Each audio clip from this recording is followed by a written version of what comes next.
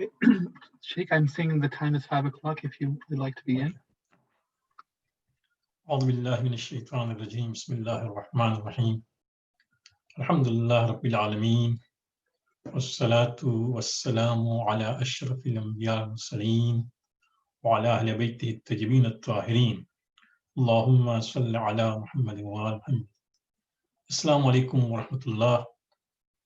Alhamdulillah, all praise belongs to Allah subhanahu wa ta'ala for granting us once more the opportunity to continue discussing about death, something which of course baffles many of us, especially those of us who have a relative, a close relative who has died recently, and they ask this question, why death? And it's said that there is a great scholar by the name Shahid al-Thani. His complete name is Zainuddin Ali bin Ahmad al-Jabal Amali. He has written a book, Heart Comforter, Masakin al-Fuad, because he had son who died. Allah gave him second son, he died. Allah gave him third son who died. And then even the fourth son, or the last son, whose name was Sayyid Hassan, who lived but did not live for, who was there, also was sick. And then, of course, by the time he reached about 8 years old, the father was martyred. So he did not even enjoy his son, right? So when he lost number of sons, Shaykh Thani, he also was baffled as a scholar that, what's happening? He did the research and then came up with this book, Masakin al-Fuad fi Faqd in the Faqd al-Ahibba al-Awlad. That means something which give comfort to someone who has lost the beloved ones or their children. And this is an interesting book. There is a long introduction which we will try to just go through it very quickly. Otherwise, we'll discuss today the first chapter. So let's see what it comes now. Subhanallah, for the first time when I came across this book you'll be surprised, this book is such a masterpiece, as I said last week, that when I was doing my master's on death and dying at University of British Columbia, at that time as a student of a university, and if you're doing research, you have access to different libraries in the world who have books on death. Those days we did not have, for example, internet when I was doing this thing. So when I went through this, what are the best books or important books on death in Islam, you'll be surprised at University of Haifa in Israel. This book existed. So my first encounter with this book was when I saw this book, a Shia book, in the University of Haifa in Israel. I thought this must be something special. Since then, I thought that this is the book which we need to discuss one day. Alhamdulillah, Allah has given me the opportunity to discuss it in the mornings. So first of all, of course, facing afflictions in life. That is one of those. For example, when a person faces difficulty, right? Allah subhanahu wa ta'ala says beautifully in Quran, Kul, لن يصيبنا إلا ما كتب الله لنا هو مولانا وعلى الله فليتوكل المؤمنون, right? Prophet, because the hypocrites in Medina, whenever some kind of good happened to Muslims, they did not like. But some kind of, when difficulty would befall on Muslims, they were very happy. So they would try to have different kind of reactions. This is always the case, right? Your enemy will always gloat, for example, when you are in difficulty. But when you have all the kind of ni'mat, they don't like it. They try to pray to Allah, they hustle, right? So Prophet was told by Allah, Kul, لن يصيبنا إلا ما كتب الله لنا هو مولانا. Oh Muhammad, just tell them, nothing befalls us except what Allah has ordained for us. Now, huwa maulana, right? He is our master. He is in total control, and we under the wilayah, authority of Allah subhanahu wa ta'ala. وَعَلَى اللَّهِ فَلْيَتَوَكَّلِ الْمُؤْمِنُونَ. All believers, they put their trust and reliance on Allah subhanahu wa ta'ala, right? So whenever good things or bad things come, of course, as we said in one of the lectures, that when difficulties come, we look back at ourselves. Am I responsible for it? Remember, I give this example that I took my car to the mechanic, and the mechanic warned me that, the brake is now running down.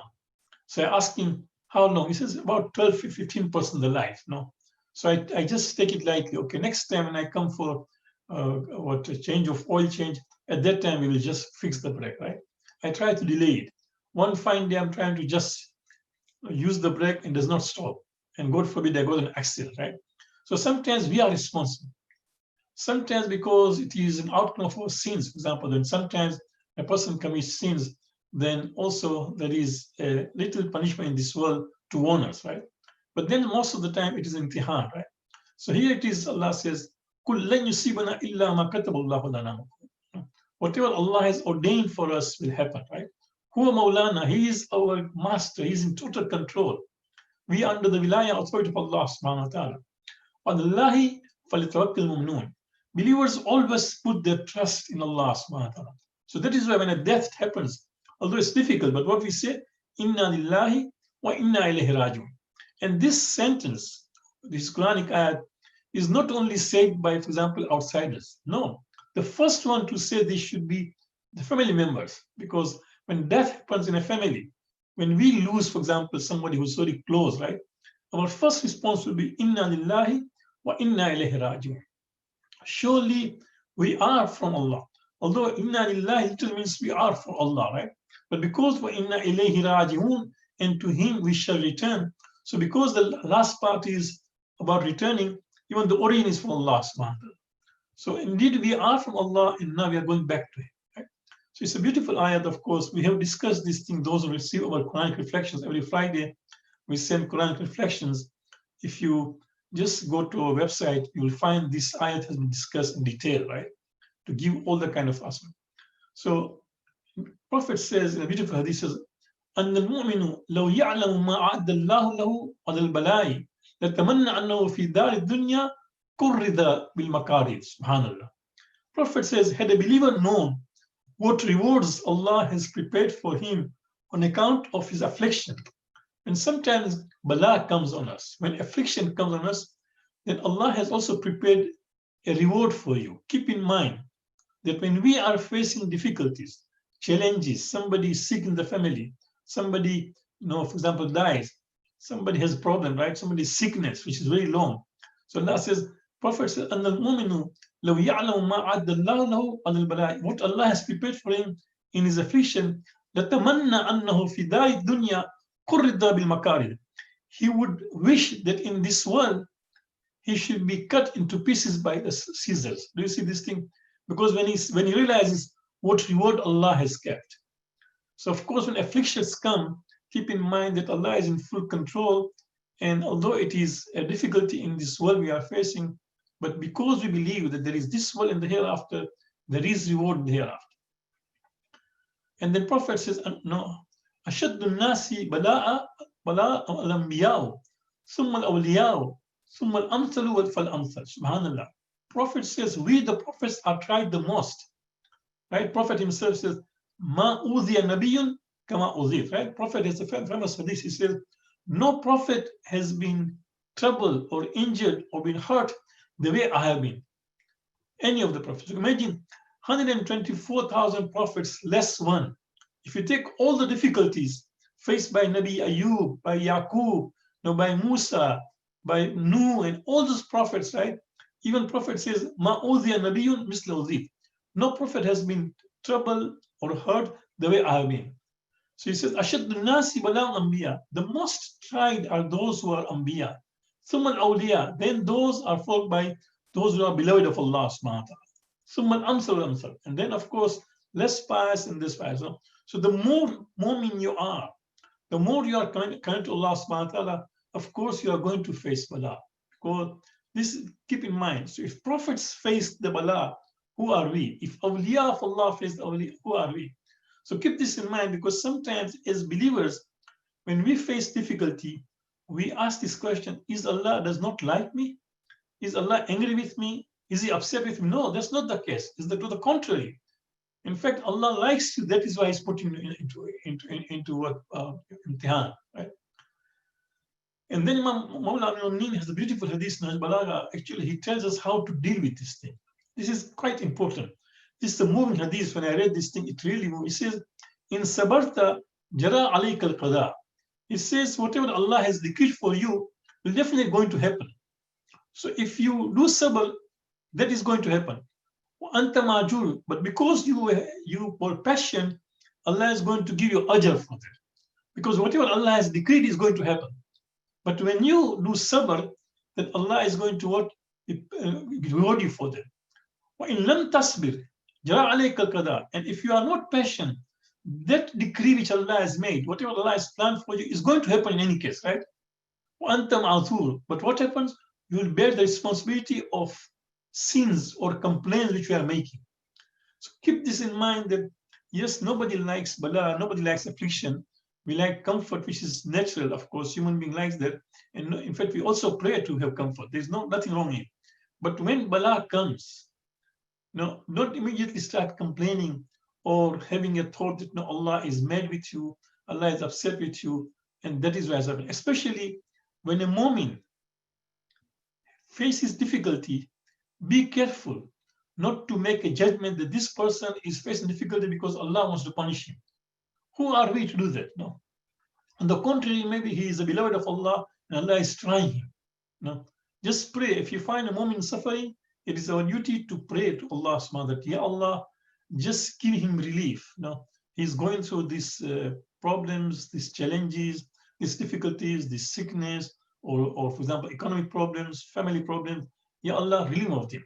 But never at all. No, you should not allow the shaitan to just make you go through that thought that is a punishment for Allah subhanahu wa ta'ala. That is a satanic thought.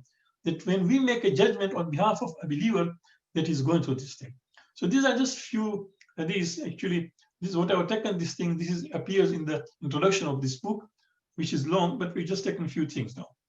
Then we go to the next slide. That is about the loss of children, because this alim, Shaykh al-Thani, Zainuddin Ali Ahmad al-Jabali, he lost sons, right? But you can see, as Allah said, the believers are the one who put their trust in Allah subhanahu wa ta'ala. See, before even he starts the book, the first thing, his first chapter, which talks about the rewards of loss of children, see the statement which makes. This shows his faith, right?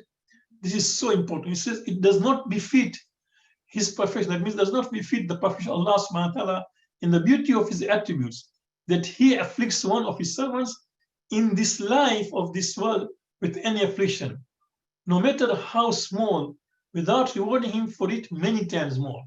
Do you see this thing? If Allah makes you go through any kind of challenges, then he says, this alim says, it does not befit that Allah is not going to reward you. Allah is going to reward you, not only that, many more times. No? So if you find some difficulty, the reward is many more times than that. No, you can see it. It does not. Had he not given him anything, he would not have been unjust. He would have been unjust. For example, if Allah is not going to reward me for my difficulties, that is not just, right? And had he compensated him only by the same measure, he would have been sporting. That means Allah is just playing with our life. That's not possible. And Allah is great above doing so. So Allah cannot be unjust, nor can Allah just fool around with people, right? Sometimes, for example, somebody would just out of mischief would, for example, try to test your patience, right? So they make you go through those things. Allah is not going to do that kind of mischief. Allah knows best what my abilities is, right? Even then, He makes me go through those difficulties. Keep in mind, and people face many difficulties. You don't realize it.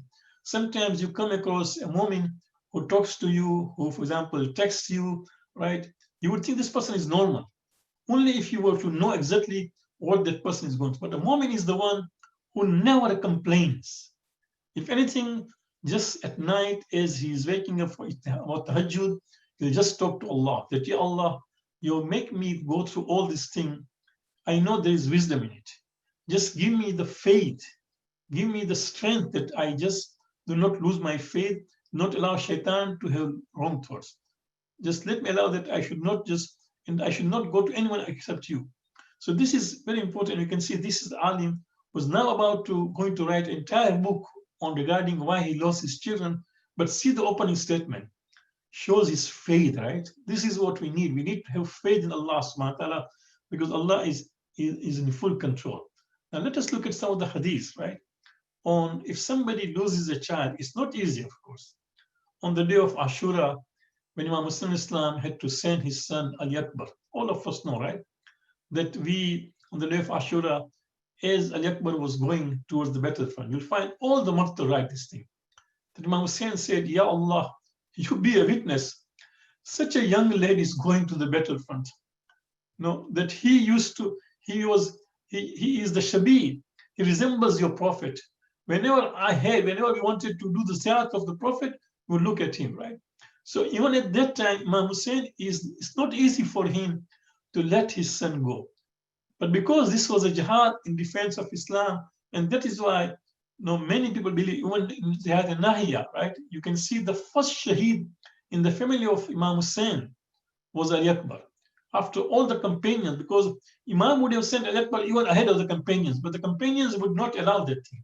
The companions said, how dare we are alive and you or your family must get in it. But once all the companions, all the Sahabis of Imam gave their life, Imam Hussein sends Ali Akbar as the first one. But that sending of Ali Akbar was not easy, right? Because he's a son. So that's why you can see Allah realizes things. Allah knows best human psychology and humans' feelings, right? More than anything else. Keep this in mind. Sometimes we feel that no, Allah is not aware of it. If I'm going through the difficulties, sometimes we do kufr. I said, does Allah really know what I'm going through? Subhanallah, how can we even say that thing? Allah knows far more than what you are going through. Allah also knows from the beginning till, for example, just now, if I'm facing difficulty, let's say I've got some kind of sickness, God forbid, for the last 10 years, right? I would only remember what I'm facing now. How it started 10 years ago, I've forgotten, but Allah knows about it. Allah knows every aspect of it. So never even think that no, Allah is not aware of it. No. So Imam Hussein, of course, faced it, and you can see that is why there was a Sahabi by the name Uthman bin Maz'un. Uthman bin Maz'un was a very close companion of the Prophet, and also Imam Hussein, also Imam Ali al-Islam. In fact, Imam Ali named his son Uthman on account of this Uthman bin Maz'un. He was a great person. He also was who also participated in the Battle of Badr, right? And he is the one who also went to Abyssinia, to Habash, with Muslims who migrated there, right, in the beginning, right? He was the 13th person to accept Islam, right? So he is the first person who was a Muhajir and died in Medina, right? And was buried in Al-Baqi. Jannat al-Baqi started with his grave. The first person to be buried in Jannat al-Baqi was Uthman bin Maz'un, right? So Uthman bin Maz'un had a son who died, right? And he was grieved by that. He was so much grieved that Uthman stopped going to Masjid Nabawi for namaz, you can imagine, which was so close, and Prophet himself was leading the prayer. What can be the better opportunity to go to Masjid Nabawi and go for namaz in which Rasulullah is the Imam, right? But this Uthman, although he was so close and he was a true believer, but the loss of his son was such a big blow that he stopped going to masjid. Prophet inquired, what's happened with Uthman? And Prophet was told that no, Uthman has lost a son and he's upset, and now he's just taken his home as a masjid. He's just saying namaz at home, right? Prophet went to him and said, Ya Uthman, subhanallah, may our lives be sacrificed for Rasulullah. You can see what a kind of leader this Prophet was, subhanallah. He did not only console the Uthman, he consoled all the fathers to come, all Muslim fathers who may lose their children, right? He says, Ya Uthman, inna Allah azza wa jalla lam yaktub alayna rahbaniya inna rahbaniyatu ummati al-jihad, right? Fi sabilillah. He says, first of all, oh Uthman, what you have done, that you try to confine yourself, you have isolated yourself in the home, that is not in Islam. Unfortunately, just now you can see that we are confined to home on account of this pandemic. Mu'mineen, I don't know how many of us really felt that loss that we could not go masjid. If you really felt, that is a sign of belief. Pray to Allah that we should go back to masjid. Some of us say, oh, it's good, I'm just at home. No, you can see. So Prophet says, no, that is not for us. In my community, Rabbaniya assisted, isolation is not in there. For my ummah, Rabbaniyat is jihad in the way of Allah subhanahu wa ta'ala. Then our Prophet says, Ya Uthman bin Maz'un, O Uthman, the son of Maz'un, Inna al-jannati thamaniyat abwab, wa lin-nari sabatu abwab. O Uthman, know that Jannat has 8 gates, right? And Jahannam has 7 gates, right? Afala yasurruka, afala yasurruka, Allah ta'ati baban minha illa wajadta ibnaka bijanbihi akhatan bihujjatika. No. يشفى لك إلى ربي عز وجل, right? He said that, oh, son of Maz'un Uthman, Jannat has 8 gates and hell has 7. Does it not please you that whenever you come to any gate of paradise, you'll find your son standing at it, holding to your robe, right? Pleading to the Almighty, let you in. So you'll find that your son will be there just waiting for them. So when Prophet said this to Uthman, at that time the companions also were there. They also said to the Prophet, said, Kila, they said to the Prophet, Ya Rasulullah, وَلَنَا فِي أَفْرَاتِنَا مَا Uthman. O Prophet of Allah, will we get the same kind of what Uthman is going to get, right? He said, yes. Naam, liman sabara minkum ahtasaba. Whoever is going to be patient and have hope in Allah's reward, right? So at the same time, we don't only do sabr because we cannot help. No. We do sabr with courage. We do sabr, no, with strength. We do sabr that, no, Allah, I can say so many things.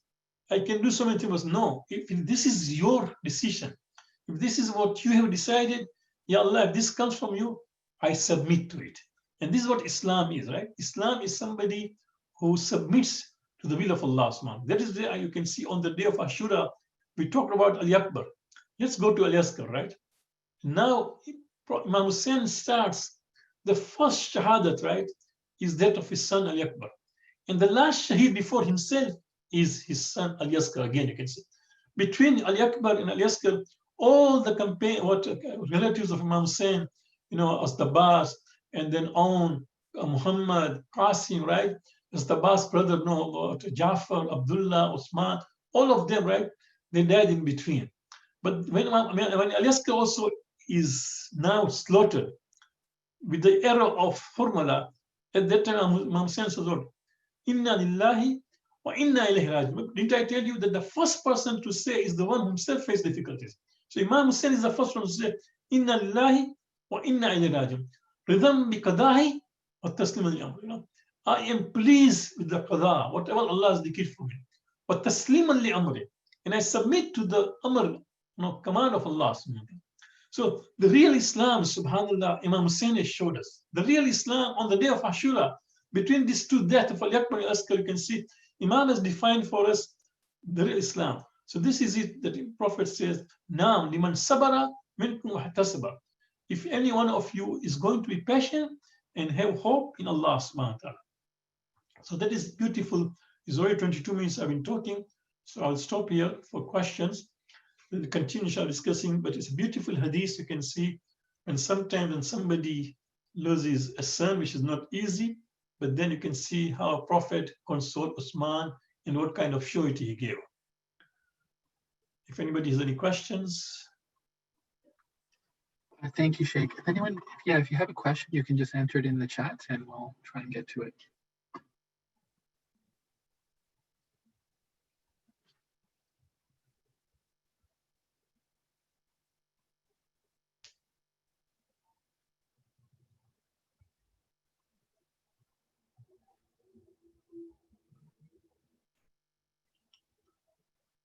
Okay, there are no questions because last time, these are some of the books perhaps you can try to read. The Life History of Shahid al-Thani, this author of this book we are discussing, it also appears on islam.org. So those who would like to just read about this scholar and what his contributions are, you can read. There's a short booklet there on islam.org. And the book itself, which we are using, itself also is there, available online. So we've given you that we've given you that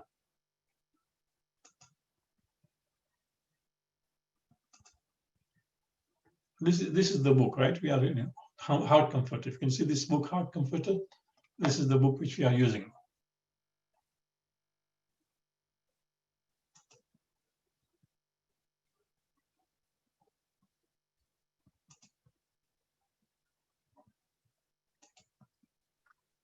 Any questions? Yep, there's one question just came is how to build strong iman so we can do sabr when we face this test from Allah. How do we?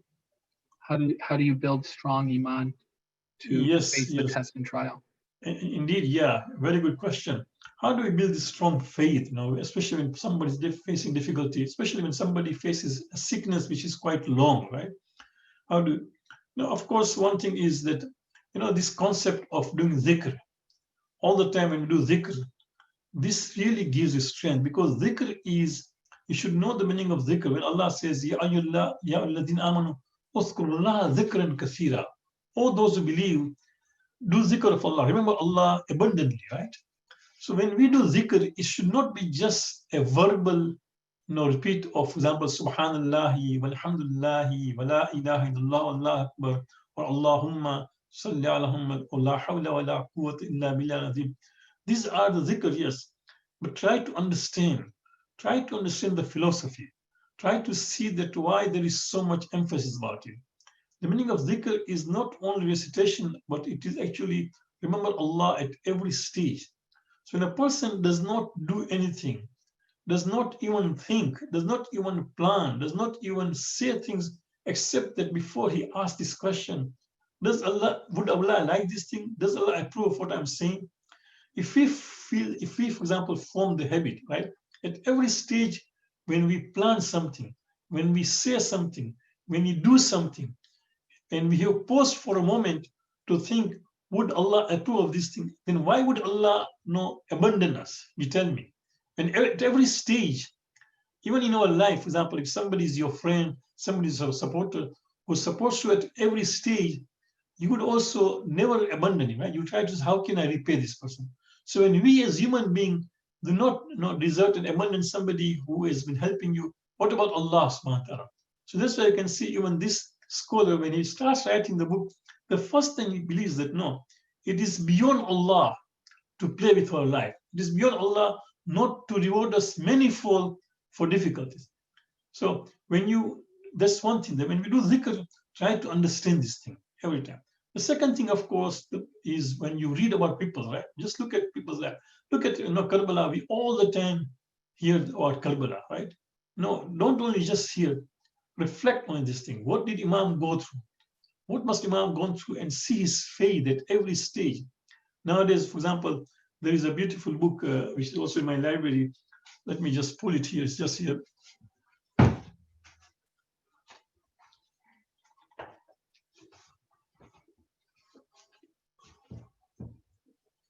So the title of the book is From Medina to Karbala, in the words of Imam Hussein, right? Just try to see what Imam Hussein has said at every stage. As he was facing, when he left Medina till Karbala, he became Shaheed. At every stage, as he was facing difficulties, challenges after challenges, what kind of statement he gave? See what he has said. Ponder over it. What is the wisdom buried in it, right? So when we read about these great people and how they face the difficulties, how bravely that gives you that strength. If a human being has that kind of strength, even we can have that thing, right? Inshallah, this will help. Thank you, Sheikh. A few more questions. One clarification is, everything you've mentioned, it applies also to daughters, not just sons, correct? Of course. Awlad in Arabic does not mean only sons. No. Awlad in Arabic means also children. No? So yes. In fact, we will share with you a hadith which talks very clearly that when a person loses a child, whether it's daughter and whether a son or whether father loses or mother loses, both of them reward, right? Some of the hadith clearly mentions that the reward is not only for the father, but for the couple, for the parents. No? So yes, it refers to all. Thank you, Sheikh. Another question here is, salam alaikum. You mentioned about losing a son. Is losing a son the most difficult loss compared to other family members that is lost, or is it the same?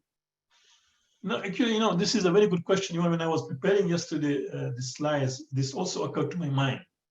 Is this the most difficult thing? It depends, right? Everybody's situation is different.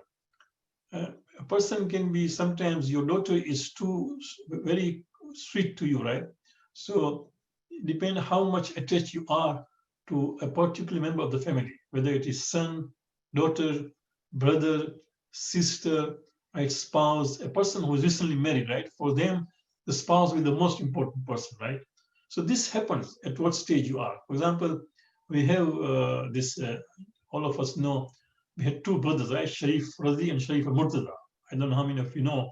Sharif Radi is the one who compiled what Nahj al-Balagha, right? And Sharif Murtaza. Now, Sharif Murtaza was, I think, elder, and Sharif Radi was younger. But when they were so close, these brothers were so attached to each other, that when one of the brothers died, I think when Sharif Radi died, Sharif Murtaza was so much affected by that he just took refuge into the Zari of Imam Musa al-Kazim. He just went there. He just could not bear the loss of his brother, right? Even to the extent that he could not even attend, I think, the funeral. So it depends how much attached you are to a particular member of the family. But yes, usually the death of a son sometimes is considered a big blow, because what happens, we'll discuss about later on, what happens that when a person has a son, then he has those kind of plans that, when I become old, when I become senior, my son will take over, will take care of me, and take over care of my affairs. This is automatically, right? So when that son whom you are planning to take care of these things goes away, you really get confused that now everything is, who will take care of it? So that kind of thought comes, right? So this is affected. But not necessarily. It depends how much attached you are to a particular family members, and that will be more difficult. Thank you, Sheikh. We have 3 more questions in the queue. One is, how do you deal with family members who are not Shia faith? I guess it means towards this topic. How does it apply?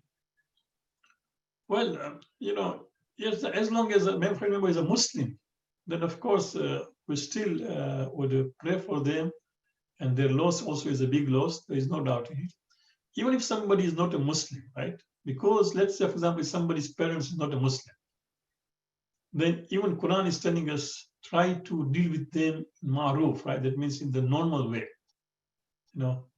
Keep in mind and pray for them that they should see also Iman, they should also see the guidance and become mu'min. So, of course, when we say, for example, Islam says there's a right for your brother, there's a right for your parents, there's a right for your mother, those rights still apply even if they're not Muslims. Keep in mind. Another clarification question is, does this hadith that you've sourced, does it apply only to losing young children who are not baligh, or can it apply also to adults as well? No, of course, all the children. As I said, right, when a person has a son or daughter, he plans that, for example, that person will take care of it. In fact, we talked about Ali Akbar in Al-Yaskar, right? Ali Akbar was not young, right? He was between 18 to some history says even 26 years old.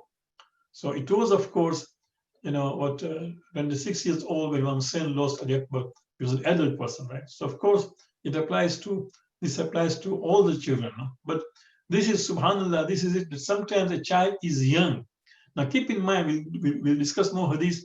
In olden days, the medical was not advanced so much. So often you'll find that people had children who would die in their childhood, right? Mortality rate was very high in olden days.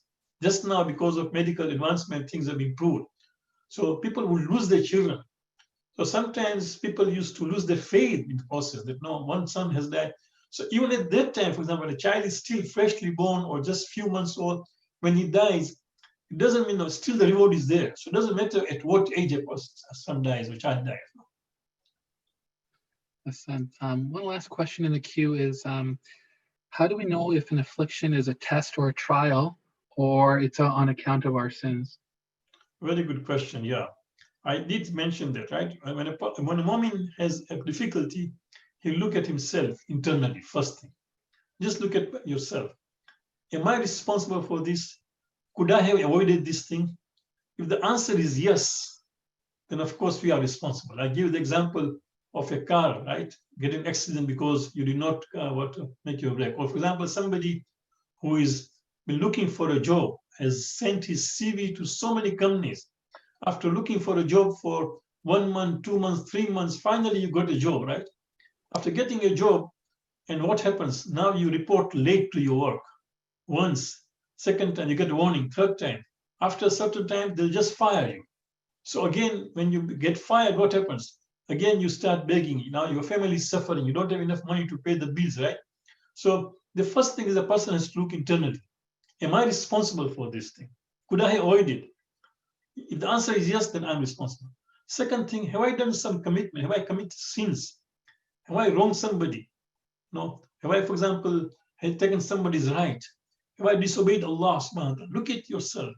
If you find that, no, I'll try my level best to stay away from sins, not upsetting others, not try to take somebody's right. If that I can't see anything, then of course, inshallah, it made imtihan. It's not always easy to, of course, realize this thing, I know, but it's very important that we always have to look internally. Sometimes human being has this habit of always complaining others. No, there's one of the wise person has said good thing that when you point finger at somebody, actually 3 fingers are facing yourself, right? So look at that internally. That could I be responsible for this? If yes, then say to Allah that, Ya Allah, I'm sorry if I did not take care that I'm responsible, or I seek forgiveness for my sins. But if those things are not there, Allah, if you are testing me, then give me the strength that I face this with faith. Hassan, thank you, Sheikh. I think that's it for the queue of questions this week. Thank you very much. May Allah subhanahu wa ta'ala accept our efforts, inshallah. We'll see you next Sunday for this session. On Saturday, Dr. Kimji also has a discussion of Surah Al-Saf. So please do join us. Also, let your family members know that we'll continue these things, inshallah. Wa sallallahu Muhammad wa alihi tahirin. Allahumma salli ala Muhammadin wa ali Muhammad. Thank you, everyone. Thanks for joining. See you next time, inshallah. Same time, 5 a.m. Eastern. Take care. Khuda Hafiz.